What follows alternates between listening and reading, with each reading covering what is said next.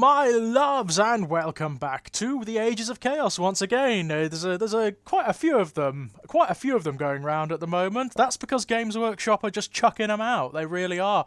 Lots of updated books, Battletomes for AOS, lots of stuff for 40k, mostly through Psychic Awakening. Of course, we're going to be getting very, very soon. The pre-orders for Psychic Awakening Ritual of the Damned are coming up, which is going to be, I'm sure, going to be great.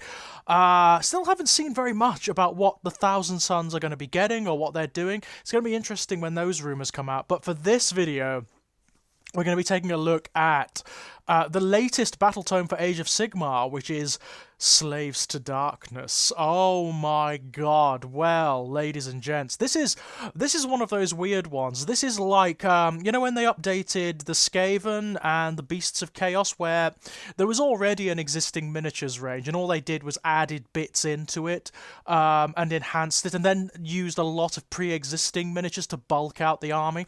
That's kind of what this is. It's an old army updated with a new book, and just slightly rejigged to make it fit into Age of Sigmar. And what I always find surprising when they do this, they don't necessarily have to throw at it what they throw at those armies that are coming from scratch or that are entirely redone. Like, for example, when the Caradron Overlords first came out, that's an entirely new miniatures range. When the Idoneth Deepkin come out, that's an entirely new miniatures range with attendant, entirely new mythology, background, symbolism, all of that stuff. There's loads of work to do. For the Beasts of Chaos, or a lot of that stuff already existed. They were just slightly rejigging the army to make it fit into AOS. And yet, they chucked so much at it. There's so much effort in that book that it's one of the best battle tomes you can get for AOS. And the Slaves to Darkness book is exactly that. They've done it again. They've done exactly that. What the Slaves to Darkness essentially is, as the name suggests, because of course Slaves to Darkness was the name of the very, very, very, very, very first Chaos book ever, way back when. If you go back to the Ages of Chaos episode 1, we're talking about Slaves to Darkness. And here we are talking about it again. Slaves to Darkness it's a love letter to what Chaos used to be. Basically, you know, it's your undivided Chaos force. It's what Chaos used to be way back in the days of Fantasy Battle. Those of you who are inveterate enough to remember what Chaos armies in Fantasy Battle were like, where you had your ranks of Chaos Warriors, of Chaos Marauders, your Chaos Knights, you're backed up by big monsters, and your heroes riding chimeras and dragons and all that sort of thing. That's what this book essentially is. But what it does, it takes those forces and it rejigs them slightly to make them fit into the mortal realms in terms of their background. The background in this book is absolutely wonderful. Absolutely wonderful. It's obviously, a lot of it is based around Archaon and his efforts from the very beginning, from the end of the old world up to now. This gives you the complete history of what Archaon is doing and what he's up to now. In fact, it moves the story on slightly and tells you what Archaon and his forces have been up to. These are not like the god-specific books. This represents forces that are a bit more individualistic. The god-specific books, like your Disciples of Tzeentch, your Blades of Khorne, your Maggotkin of Nurgle, and the Hedonites of Slaanesh, they represent forces that are entirely consumed. They are subsumed by their god's identity, as it were, and have received the various blessings that come with that. This is not that. This is describing what humanity is generally like in the mortal realms, because what you haven't really gotten a feeling of up until this book is that the vast majority of humanity in the mortal realms worship chaos in one shape or form. The worship of chaos is many and varied and multifaceted.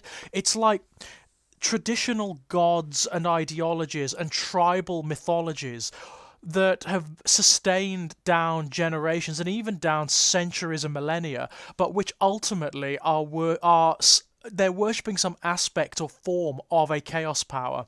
That's what this book is describing. It's all about the tribes of people that are out there in the wilds and the wastelands of the mortal realms, outside of cities and the like.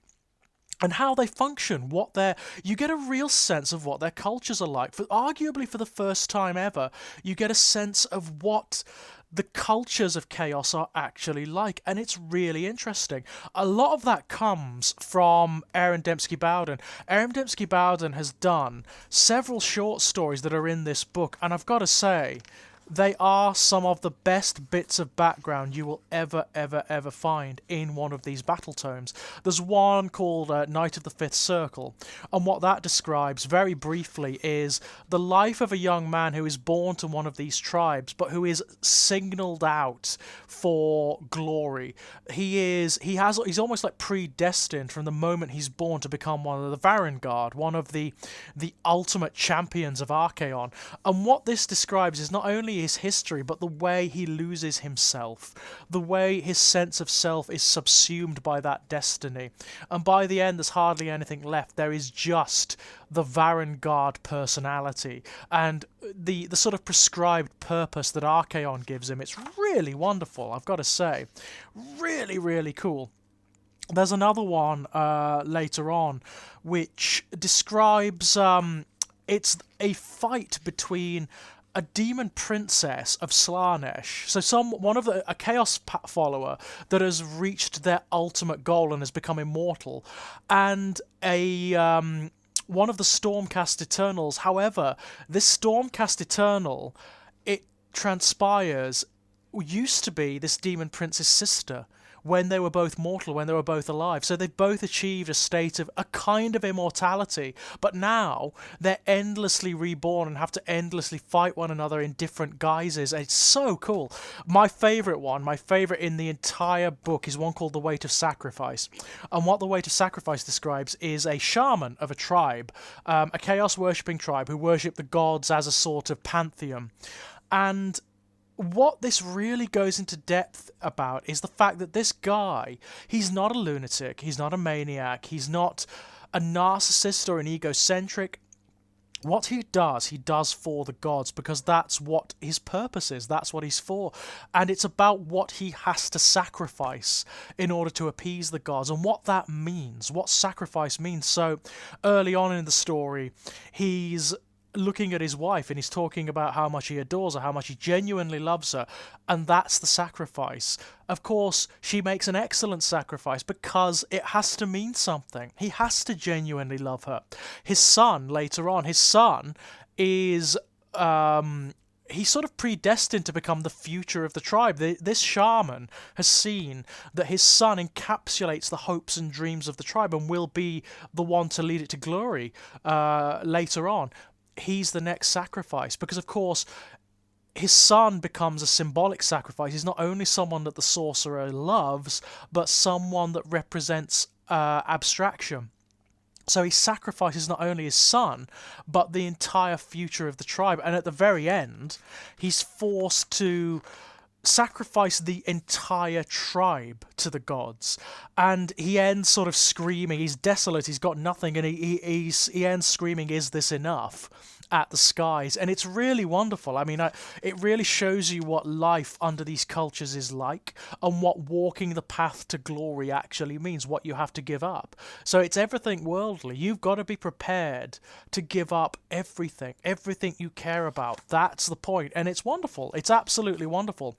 We also have, obviously, an expanded army list, and something I absolutely friggin' love in this army book is they've taken everything that's even vaguely chaos in the miniatures range. So all the stuff from Warcry, the monsters, the creatures, all of the various cults you can now include in your Chaos Army, and it's absolutely stunning. It's really, really wonderful. It means that Chaos Armies now are insane. The amount of stuff you can do in order to structure a Chaos Army. Bearing in mind, this army book also plays really cleverly with keywords. The way to think about it is, this is a core rulebook. This book sits at the center of the Chaos Star, yeah? And all of the other various Chaos books occupy different arrows on that Chaos Star. And you can essentially construct Chaos Armies in any which way, shape, or form you like. If you want to include units from the Disciples of Zeech in a Slaves to Darkness book, you can do it. If you want to go the other way and include bits from Slaves to Darkness in Maggotkin of Nurgle or Hedonites of Slaanesh, you can do it. And it's not just the case that you can include detachments. They've structured the keywords in this book such that, for example, if you take a Chaos Sorcerer, a Mortal Chaos Sorcerer from Slaves to Darkness, and put them in a Hedonites of Slaanesh book, they will benefit from a lot of the aura abilities and a lot of the... They can also get psychic... wizardly powers, spells from the Hedonites of Slaanesh book. It's really clever. So if you want to make a classic Chaos army like it used to be in the really old days, when it's just a little bit of everything, where it's explosion in a paint factory, go for it. You can do it. You've also got a wonderful Marks of Chaos system, which, by the by, they are going to have to transplant over to 40k, because it would work just as well in 40k, whereby you can give most of the units in the army a keyword, which is either undivided or the names of one of the Chaos Gods, which means they're marked by that Chaos God. And if those units are within range of a hero or a character with the same mark of Chaos, it unlocks special aura abilities on the battlefield, and those auras escalate depending on what type of character you're using. It's absolutely brilliant. On top of that, we've got wonderful new updated miniatures for some of the classic units. So new Chaos Warriors, new Chaos Knights, really the emblematic cause of a Chaos army, a classic Chaos army. And that's wonderful. I've got to say, the new Chaos Warriors, it's just amazing. The kit looks just incredible. I'm going to be getting some of them. The Knights too. The Knights are beautiful. The Chaos Lord on Karkadrak, which is a big new semi-demonic mount for your Chaos Lords. Absolutely wonderful. I am anticipating you are going to see some of the most creative, interesting Chaos forces you have ever seen in the fantasy battle game at this point, because now Chaos players can go mad. They can buy all the books and they can just chuck them together and create the most interesting, inventive armies you can possibly think of. I am very, very pleased. And of course, we have the updated Disciples of Tzeentch coming next, so it's going to get even better. So Chaos in AOS, I would argue, is probably in the best place it's ever been in the fantasy battle systems. I can't think of a time when it's been more interesting. It's had such a battlefield presence, and it's been as fluid and creative as it currently is. So quite frankly, guys, thumbs up.